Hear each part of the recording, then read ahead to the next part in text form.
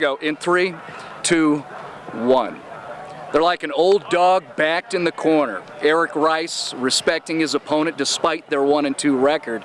Rice's Lambkins, they're in pretty good shape, sitting at 3-0, dealing with some adversity, getting through that. They lost a coach. They've had injuries, transitioning down to 4A. They've got dudes, though, as Rice explains. One of them, David Wilson, technically a cornerback listed in the game plan, but he's played 3 different positions in 3 weeks. That's because he's a leader. So is Dawson Johnson, strong safety, who has also helped out in the offense, a hero in the last-minute victory just last week.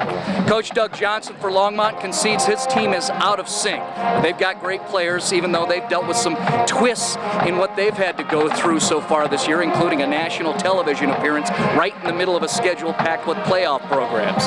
They've got big and talented quarterback Clint Sigg, he's 6'4", 230, who helps out in the running game between the hashes, and then there's Logan Goodner. Very, very fast, a tackle machine, 10 per game to help out his Trojans. We've got a 4A fight in Fort Collins tonight. I'm Marty Cesario for the Xfinity Sports Report. It's the Fort Collins Lambkins against the Longmont Trojans.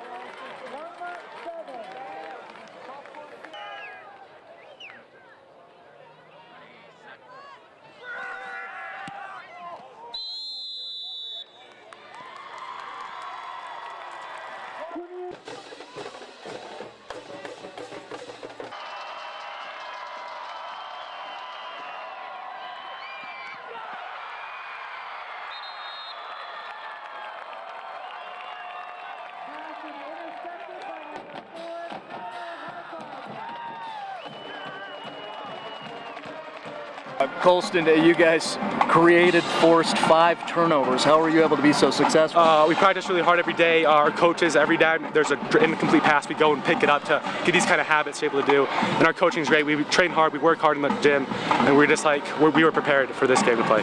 Just 3 points scored in the second half. You allowed nothing. What does that feel like as a group defensively to know that you got to be able to pull that off? It feels good, and it tells us like we are capable of what we want to achieve in the state championship. We want to keep doing great, and we met our goal under 10. So just keep getting our goals good, and then we'll win every game. What does it mean for you guys? You've had a few injuries, transition down to 4A. You're 4-0. What's that mean? It feels good. We're the little team now, which we kind of like basically underdog. Makes us like have a little pep in our step to help us do a little better. And we're 4-0, and we feel like we can do great things this year. And if we keep playing like we've been playing this year defensively and offensively, if we go back to where we were earlier in the season, we'll be great. In what ways did your defense perform beyond your expectations? Well, we've been pretty good on defense most of the year, and I think the most amount of points we've given up is 12. That was last week to Windsor, so our kids are kind of accustomed to holding teams to low-scoring games, and they have the confidence that they can do that. But we also caught some very fortunate breaks tonight. They had the trick play and caught our corner looking in the backfield, and they happened to get called for a penalty down there, so that helped us out a lot. We gave up a screen pass, but then our guys found a way to come up with a stop down there, which is good because we want them to fight. When they got their touchdown down here, same thing. We left a guy uncovered.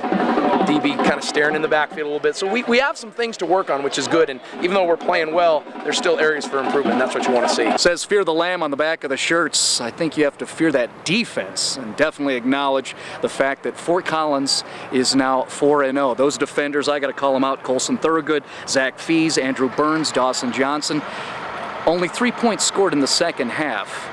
That was by the Lambkins, a shutout in those final 2 quarters put out there by those guys in purple, black, and gold. Again, Eric Rice's crew now 4-0. Congratulations to the Fort Collins Lambkin. For the Xfinity Sports Report, Marty Cesario.